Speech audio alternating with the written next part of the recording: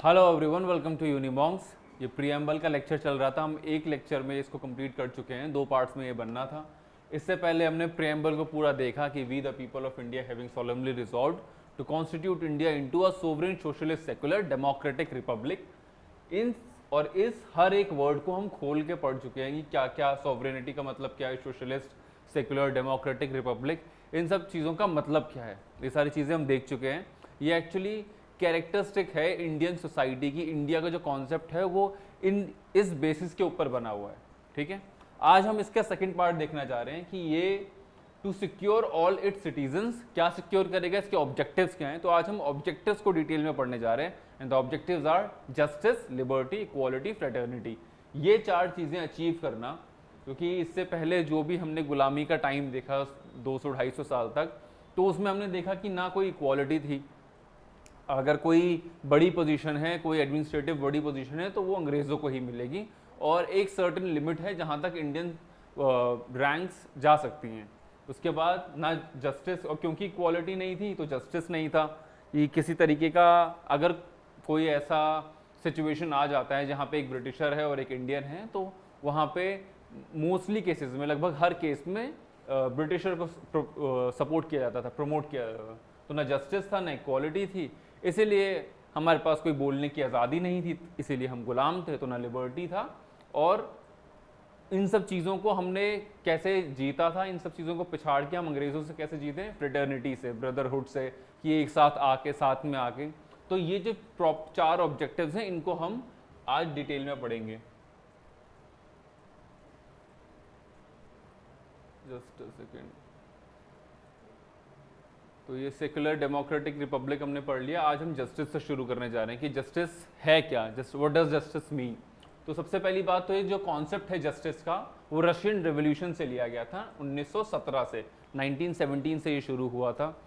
इससे पहले ज़ार रजीम था और एक पूरा वो ज़ार का जो रशिया पे कंट्रोल था पिछले कई 100 सालों से, वो रहा। 1917 में रूसी क्रांति हुई, रशियन रेवोल्यूशन हुआ। व्लादिमीर लेनिन जो उस वक्त के पॉलिटिकल थिंकर थे, रिफॉर्मर थे, और आगे चल के उन्होंने 1917 से लेकर 1924 तक यूएसएसआर के पहले प्रेसिडेंट और एक फाउंडिंग फादर का रोल निभाया। ठीक, तो 1917 में ये जो रशियन रेवोल्यूशन हुआ, यहाँ पे जस्टिस का कॉन्सेप्ट दिया गया, क्योंकि इससे पहले जो दिक्कत थी, जो नॉर्मल लोगों को, जो कॉमन मासेस को यूएसएसआर में, उस वक्त के सोवियत यूनियन में दिक्कत थी, वो ये थी कि जो उस वक्त का ज़ार रजीम था वो न्याय नहीं कर रहा था कॉमन मासेस के साथ। तो यहाँ से वो कॉन्सेप्ट डिराइव हुआ। उसके बाद आज के हमारे इंडियन कॉन्टेक्स्ट में जिस तरीके से इसको लिया है कि there are 3 types of justice. Number 1 political, social, economic. Political, social, economic justice. और इसीलिए इसके कॉम्बिनेशन को जस्टिस तीनों तरीके से मिलना चाहिए, वो अभी हम आगे जाके देखेंगे।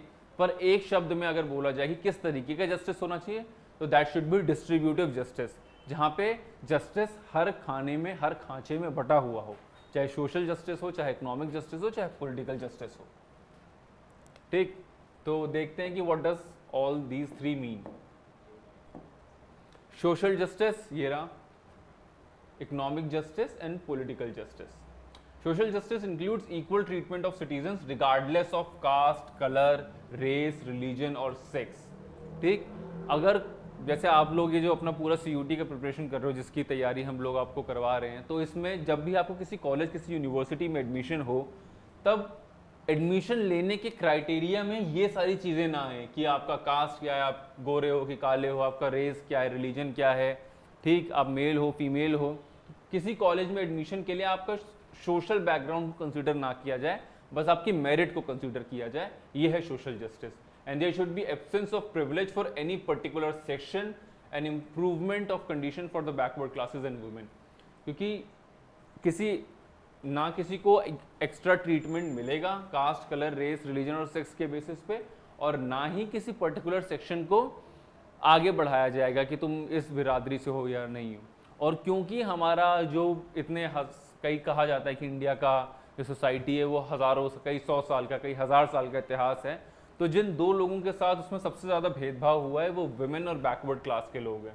जो सो कॉल्ड बैकवर्ड क्लास है वो वुमेन है, जिन्हें हर चीज़ से थोड़ा थोड़ा महरूम रखा जाता था, थोड़ा थोड़ा दूर रखा जाता था। तो जो भी पॉलिसी बनाई जाएगी उसमें इन दोनों सेक्शंस का खास ध्यान रखा जाएगा।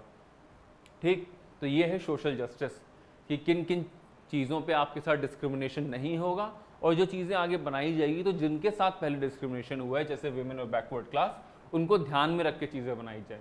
Next is economic justice. Same example, अगर आपका कॉलेज में एडमिशन हो रहा है तो वो इन बेसिस पे नहीं होगा कि आपके पास कौन सी कार है, आपके पास कितना पैसा है, आप कितना डोनेशन दे रहे हो कॉलेज को। हाँ, प्राइवेट कॉलेजेस और वो सारी बातें अलग हैं, लेकिन जो रियलिटीज़ हैं वो तो हैं ही। लेकिन उसके अलावा भी जो मेरिट बेस पे अगर कहीं पे एडमिशन हो रहा है तो वहाँ पे ये सारी चीज़ें नहीं देखी जाएंगी कि आपका इकोनॉमिक स्टैंडर्ड क्या है।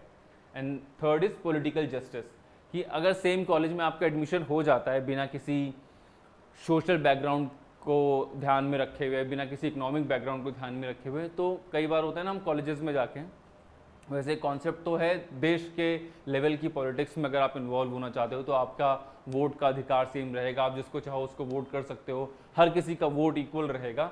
लेकिन फिर भी अगर आप कॉलेज के लेवल पे एग्जाम्पल पे समझोगे तो सारे सिटीजन्स के पास इक्वल अपॉर्चुनिटी होगी कि वो पॉलिटिकल राइट में पार्टिसिपेट करें और हर तरीके का अपना पॉलिटिकल थॉट रख सकें। इसीलिए ऐसे सोशल, पॉलिटिकल और इकोनॉमिक जस्टिस को एक साथ मिलाकर कहा गया है कि इंडिया में प्रियम्बल में डिस्ट्रीब्यूटिव जस्टिस होना चाहिए। ठीक, नेक्स्ट इज लिबर्टी। अगला हमारा जो गोल है, जो जिसे अचीव करना है, to secure all its citizen justice, liberty, equality, fraternity. तो सेकंड है liberty. The ideals of liberty, equality and fraternity were the part of French revolution. जिस तरीके से हमने रशियन रेवोल्यूशन की बात की जो 1917 में हुई, पर पूरी दुनिया को जहाँ से रेवोल्यूशन का, जहाँ से क्रांति का कॉन्सेप्ट आया वो फ्रेंच रेवोल्यूशन से आया जो 1789 में हुआ था।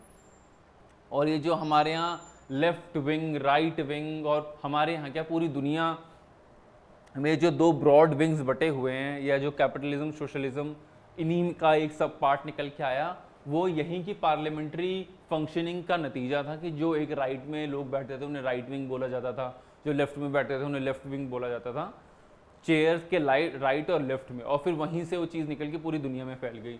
तो और ये लिबर्टी के अलावा इक्वालिटी और फ्रेटर्निटी भी फ्रेंच रेवोल्यूशन ने ही दुनिया को दिया है।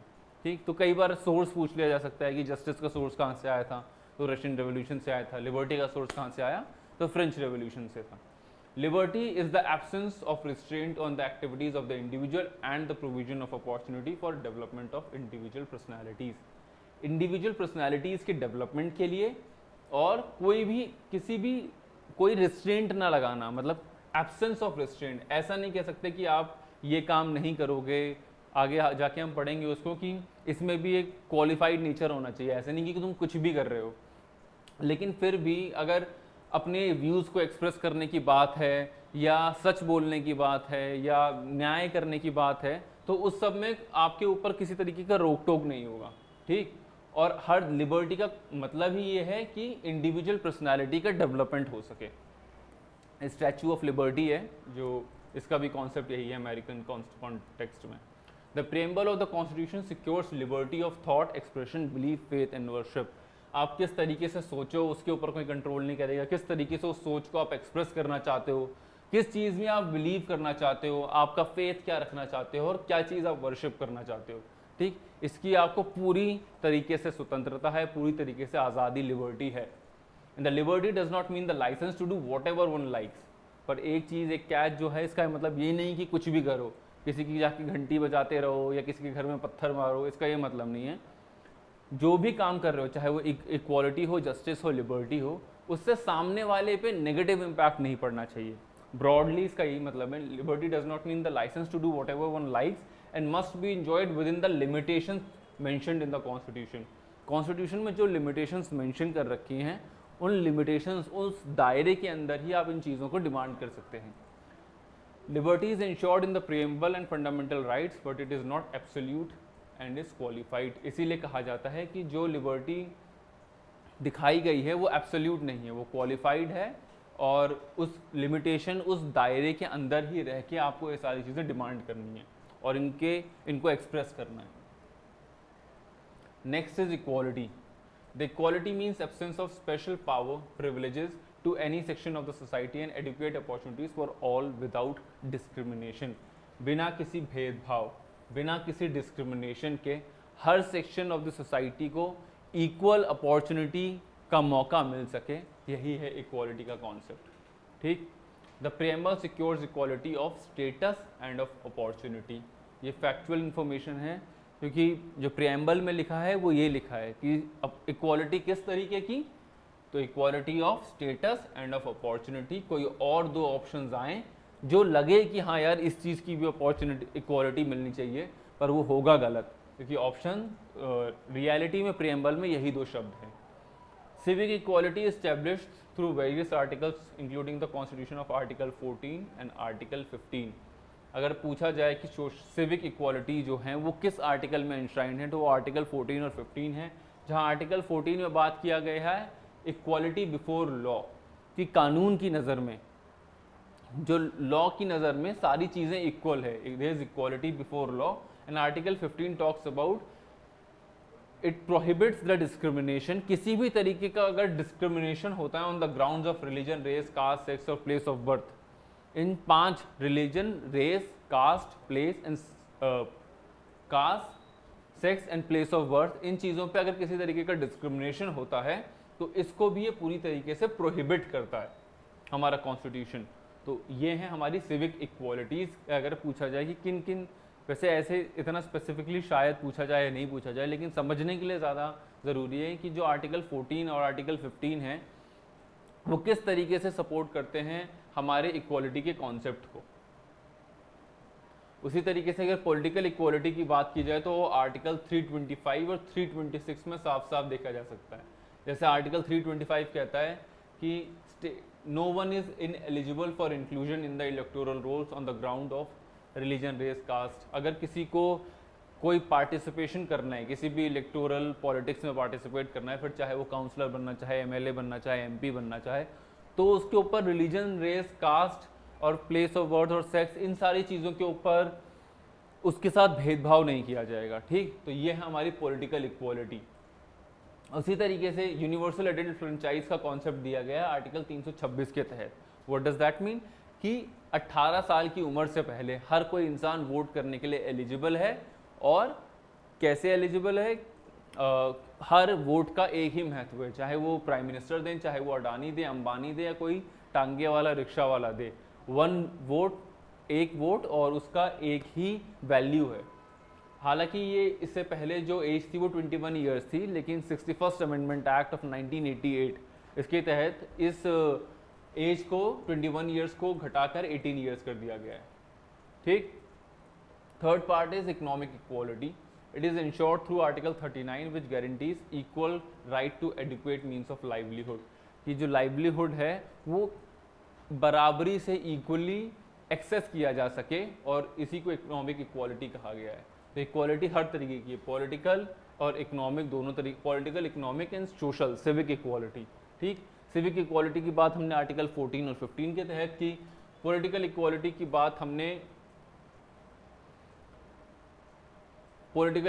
बात हमने आर्टिकल 325, 326 में की। और इकोनॉमिक इक्वालिटी जो कि directive principles of state policy का एक पार्ट है, आर्टिकल 39 में। ये सब आपने 11th क्लास में अपनी पढ़ा होगा। बहुत सारी ये जीके का वैसे पॉलिटिकल सेक्शन का बहुत इंपॉर्टेंट पार्ट है, preamble, fundamental right, DPSP. But उसके अलावा भी ये चीज़ें ऐसी हैं जो आपके सीयूईटी में 12th के अलावा जो 11th के कॉन्सेप्ट्स, कुछ बेसिक कॉन्सेप्ट्स पूछे जा रहे हैं, कि ऐसा ना रहे कि आप 11th को पढ़ना ही बंद कर दो, तो उसमें ये सबसे प्रोमिनेंट पार्ट है। ठीक है, तो इसको इसलिए ध्यान से थोड़ा सा देखना। लास्ट हमारा ऑब्जेक्टिव क्या है, fraternity, which means a sense of brotherhood, and that is promoted by the concept of single citizenship. बहुत सारे कंट्रीज़ हैं जहाँ पे डबल सिटीजनशिप का कॉन्सेप्ट है, कि आप 2 सिटीजनशिप्स रख सकते हो। कुछ कंट्रीज़ ऐसे हैं जैसे न्यूजीलैंड, वहाँ पे आप 3-3 सिटीजनशिप्स होती हैं आपके पास, एक कंट्री की, एक स्टेट की, और एक उस डिस्ट्रिक्ट की, उस मोहल्ले की जहाँ पे आप रहते हो। ठीक, तो उस तरीके से हमारे यहाँ पे ये जो कॉन्सेप्ट बताया गया है कि फ्रेटर्निटी रहेगी, सब there would be a sense of brotherhood, तो उसको प्रमोट करने का तरीका माना गया है कि सिंगल सिटीजनशिप। क्योंकि हमारे यहाँ इतनी डाइवर्सिटी है, इतना रिलीजन है, इतने डिफरेंट रीजन से लोग आते हैं, तो कुछ कॉमन ग्राउंड्स तो होने चाहिए जहाँ से लोग अपने आप को रिलेट कर सके। इसीलिए जब भी डिमांड उठती है कि कर्नाटका में अपना अलग फ्लैग होगा, जम्मू कश्मीर का अपना अलग फ्लैग होगा, तो उसको सेंटर की तरफ से और लार्जली पब्लिक कंसेप्शन भी ऐसा है कि नहीं, ऐसा नहीं होना चाहिए, और ऐसा शायद नहीं ही होना चाहिए, क्योंकि इतना डाइवर्स कंट्री, 130 करोड़ लोगों का देश, तो there should be common ground कि जिस पे लोग इकट्ठे होकर आ सकें, फिर चाहे वो नेशनल सॉन्ग हो, चाहे नेशनल एंथम हो, चाहे नेशनल फ्लैग हो, या चाहे नेशनल सिंगल सिटीजनशिप हो, जहाँ पे लोग अपने आप को किसी स्टेट से बिलोंग करने की बजाय पहले ये बोले कि हम इंडिया से बिलोंग करते हैं। ठीक। Article 51A makes it a fundamental duty of every citizen to promote harmony and the spirit of common brotherhood transcending religious, regional and sectional diversities। ये जो आर्टिकल 51A की बात हो रही है, जहाँ पे फंडामेंटल ड्यूटीज़ की बात हो रही है, तो वो जो 11 फंडामेंटल ड्यूटीज़ हैं कि आप अपने जो भी हमारा कॉन्सेप्ट है, हमने जिस तरीके से आज़ादी की लड़ी उन विचारों को संभाल के रखना, रिस्पेक्ट द वुमेन और एनवायरनमेंट का ध्यान रखो, नेशनल हेरिटेज का ध्यान रखो, तो उसी में एक ये है कि लोगों को अपने बीच में ये फ्रेटर्निटी, ये भाईचारा, ये ब्रदरहुड बढ़ाना चाहिए। ये हमारी एक फंडामेंटल ड्यूटी है। तो फंडामेंटल ड्यूटी क्या जस्टिसिएबल है, ये आप कमेंट करके बताओ। क्या कोर्ट में जा सकते हैं अगर कोई सिटीजन अपनी फंडामेंटल ड्यूटी को नहीं निभा रहा है, तो क्या कोर्ट में जाकर उसके खिलाफ कोई केस चल सकता है? Fraternity encompasses the dignity of every individual, which is sacred, and the unity and integrity of the nation। Fraternity का कॉन्सेप्ट भी दो है, यही आपके अगर MCQ में फिर से क्वेश्चन आ जाए कि इसको प्रमोट किस तरीके से किया जाएगा, सिंगल सिटीजनशिप के थ्रू, ठीक है, बट इसका रीज़न क्या है, जो मैंने आपको बताया कि एक कॉमन ग्राउंड पे चीज़ें आ सकें, उसका रीज़न ये है कि हर इंडिविजुअल को की डिग्निटी को मेंटेन किया जा सके। ठीक, नंबर 1 कि पहला पर्पस ये है कि इंडिविजुअल की डिग्निटी को मेंटेन किया जा सके और नेशन की यूनिटी और इंटीग्रिटी को सिक्योर किया जा सके। ठीक है, तो ये दो पर्पस है जिनके लिए बनाया गया। The dignity of individual is ensured through the fundamental rights, DPSP and fundamental duties, जिन्हें हम आगे जाके प्रीएम्बल के अलावा जो हमारी 3 कुछ चीज़ें हैं जिन्हें हम इस लेक्चर में, पॉलिटिकल साइंस के जीके के लेक्चर में कवर करेंगे, वो इनमें से ये 3 चीज़ें तो बिल्कुल हैं ही, fundamental rights, directive principles of state policies and fundamental duties. और जो इंडिविजुअल की डिग्निटी को इंश्योर करने की बात है, वो ये तीनों चीज़ें करते हैं, क्योंकि हर मतलब यही चीज़ है कि हर चीज़ का कॉज कॉन्सिक्वेंस होता है। तो जो भी पहले हमने अपना एक्सपीरियंस किया, जो गुलामी के टाइम पे या जो ब्रिटिश कॉलोनियल रूल के टाइम में एक्सपीरियंस किया था, उसमें ये था कि इंडिविजुअल डिग्निटी, इंडियन डिग्निटी काफ़ी ज़्यादा नीचे चली गई थी ब्रिटिशर्स के सामने, तो वो प्रोमिनेंटली वापस ऊपर आ सके और इक्वली रहे सारे लोग जो साथ में रहने, तो उसकी बात हो रही थी। The unity and integrity of the nation embraces both the psychological and the territorial dimension of the nation, national integration. ठीक, तो जब भी देश को जोड़ने की बात होती है, तो वो सिर्फ इसलिए बात नहीं होती कि उसे तुम जोग्राफिकली जोड़ दो, उसमें साइकोलॉजिकली भी देश एक साथ होना चाहिए और उसका टेरिटोरियल डायमेंशन, जो उसका जोग्राफिकल डायमेंशन है, वो भी एक साथ होना चाहिए। अगर किसी एक जोग्राफिकल डायमेंशन में लोग एक साथ हैं, बट कोई कुछ और विचार रख रहा है, कोई सोच रहा है कि मैं अपने इस पार्ट को लेकर देश से अलग हो जाऊँ, मैं अपने इस पार्ट को लेकर देश से अलग हो जाऊँ, तो वहाँ पे उसी ब्रदरहुड को, उसी फ्रेटर्निटी को जगाने की ज़रूरत है कि वहाँ पे कोई ऐसा सोचे ना। ठीक, और नेशन की यूनिटी और इंटीग्रिटी इंटैक्ट रहे। द यूनियन ऑफ ट्रिनिटी, क्या है union of Trinity? Liberty, equality, fraternity. ये कहा गया है कि अगर ये तीनों चीज़ें ना हो तो जस्टिस नहीं मिल सकता, और इसीलिए इसे बहुत ज़्यादा इंपॉर्टेंट माना जाता है। Is the combination of liberty, equality, fraternity. The 3 concept form an independent and necessary union for the success of democracy. अगर किसी भी डेमोक्रेसी को चलना है, ये जो हमारा पूरा कॉन्स्टिट्यूशन लिखा गया है, ये जो प्रीएम्बल, उस कॉन्स्टिट्यूशन को पूरा लिखने के बाद, इतने साल लगा के उस कॉन्स्टिट्यूशन को लिखने के बाद जो एक पूरा प्रीएम्बल बनाया गया है, जहाँ ऊपर लिखा गया है we the people of India, हम भारत के लोग, तो उसका कॉन्सेप्ट ही यही है कि जिस डेमोक्रेसी को हम चलाना चाहते हैं, जिस डेमोक्रेसी के थ्रू हम चाहते हैं कि हमारा पूरा देश चले, तो वो चलेगा कैसे? इस 3 कॉन्सेप्ट के अराउंड, कि जहाँ पे इक्वालिटी भी होगी, इक्वालिटी भी होगी, लिबर्टी भी होगी और फ्रेटर्निटी भी होगी। ठीक, separating any of the 3 elements would undermine the purpose of democracy. अगर इन तीनों में से कोई भी कभी ऐसा कह दिया जाए कि बस यही 2 चीज़ आपको मिलेगी, वो तीसरी चीज़ नहीं मिलेगी, तो वो 2 चीज़ भी ना के बराबर ही। अगर वो मिल भी गई, मान लो अगर आपको लिबर्टी मिल गई, ठीक, बोलने की आज़ादी है, बट इक्वालिटी नहीं है। अमिताभ बच्चन जो होंगे वो बोल सकते हैं, बट कोई ऑटो वाला, कोई रिक्शे वाला इस लेवल से ज़्यादा नहीं बोल सकता, या ये उसकी लिमिटेशन से उससे नहीं बोल सकता। तो वो लिबर्टी कहाँ रही? तुमने उसको भी लिमिट कर दिया। मान लो अगर इक्वालिटी ले लें और लिबर्टी और फ्रेटर्निटी दे दें, कि इक्वालिटी दे दें कि आपके पास इक्वालिटी है, तो वहाँ पे पूरी तरीके से फ्रेटर्निटी नहीं आ पाएगी। क्यों? क्योंकि जब लोगों को लगेगा ही नहीं कि वो बराबर हैं, तो सेंस ऑफ ब्रदरहुड कहाँ से आएगा? एंड उसी तरीके से एग्जांपल हम आगे देखते जाएंगे कि ये परम्यूटेशन कॉम्बिनेशन बदलता जाएगा। अगर कोई भी इन तीनों में से, इन 3 जेम्स में से कोई भी एक जेम हटा दिया जाए, तो बाकी 2 भी नल एंड वॉइड ही माने जाएंगे। ठीक है, उसके वो उतना लॉन्ग लास्टिंग नहीं रह पाएगा, उसका इफेक्ट इतना लॉन्ग लास्टिंग नहीं रह पाएगा।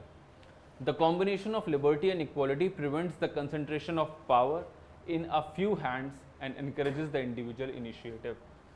ये जो कॉम्बिनेशन है, ये अगर साथ में रहता है तो इससे क्या होता है? वही जो मैंने बात की, अमिताभ बच्चन को दे दिया गया है पर एक रिक्शे वाले को, ऑटो वाले को नहीं दिया। तो वो जो पावर की बात होती है कि वो कुछ ही हाथों में होनी चाहिए, वो नहीं रहती है। ठीक, the social democracy is based on the union of Trinity.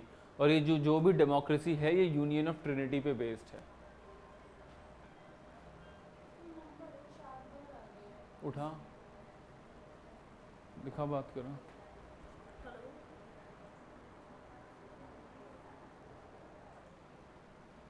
Social democracy is based on the union of Trinity. और ये जो हमारी सोशल डेमोक्रेसी है, जो डेमोक्रेसी है, ये इसी ट्रिनिटी पे बेस्ड है, लिबर्टी, इक्वालिटी और फ्रेटर्निटी पे।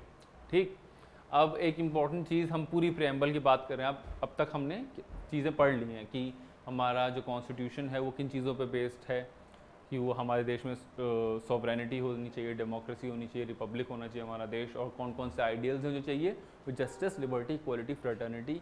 हमारा कोई भी काम होगा तो इन चारों चीज़ों को अचीव करने के लिए होगा। इसमें हमने यूनियन ऑफ ट्रिनिटी भी देख ली है कि कैसे अगर कोई एक कॉन्सेप्ट नहीं होगा तो जो बाकी कॉन्सेप्ट हैं वो नल एंड वॉइड माना जाएंगे। वो जस्टिस, क्योंकि सारी चीज़ें हैं तो इवेंचुअली न्याय मिलने के लिए, तो वो जस्टिस इवेंचुअली मिल नहीं पाएगा। ठीक, उसके बाद एक इम्पॉर्टेंट चीज़ है ये कि हो सकता है आपके एग्ज़ाम में आ जाए, क्या प्रीएम्बल, सबसे पहली बात कि क्या प्रीएम्बल कॉन्स्टिट्यूशन का पार्ट है, हाँ या नहीं। तो ये ग्रेजुअली ये चीज़ें बदलती रहीं। पहले बेरूबरी यूनियन केस हुआ जिसमें, सॉरी जस्ट अ मिनट, हाँ, बेरूबरी यूनियन केस हुआ जिसमें बात की गई कि the preamble shows the general purpose behind the several provisions of the constitution. If term used in the article are ambiguous, some assistance of the preamble could be taken for interpretation। इसमें ये बोला गया कि ऐसा नहीं है कि preamble constitution का पार्ट बिल्कुल भी नहीं है। सेकेंड जो केस हुआ केशवानंदा भारती केस, उसमें ये कहा गया कि हमारा प्रेम्बल कॉन्स्टिट्यूशन का पार्ट है, but finally LIC of India case में क्या गया, सुप्रीम कोर्ट ने अगेन ये कहा कि जो प्रेम्बल है वो एक इंटीग्रल पार्ट है कॉन्स्टिट्यूशन ऑफ इंडिया का।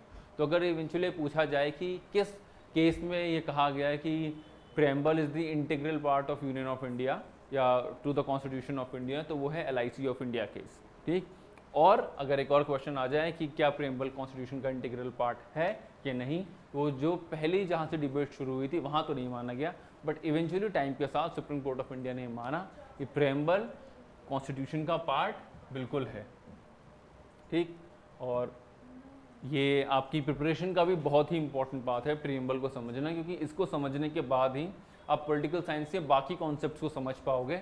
और जो भी आप 12th में आगे जाके पढ़ रहे हो, तो जो भी आप अभी अपने 12th में देखोगे कि जो कोल्ड वॉर के टाइम पे दिक्कतें हुई, वो इसलिए हुई क्योंकि इक्वालिटी की दिक्कत थी डिफरेंट नेशंस के बीच में, या US हेजेमनी, जब आप चैप्टर नंबर 3 पे आओगे कि US हेजेमनी बढ़ गई, तो उसकी वजह से कैसे दूसरे कंट्री, छोटे कंट्रीज़ अपने थॉट्स को पूरी तरीके से एक्सप्रेस नहीं कर पा रहे।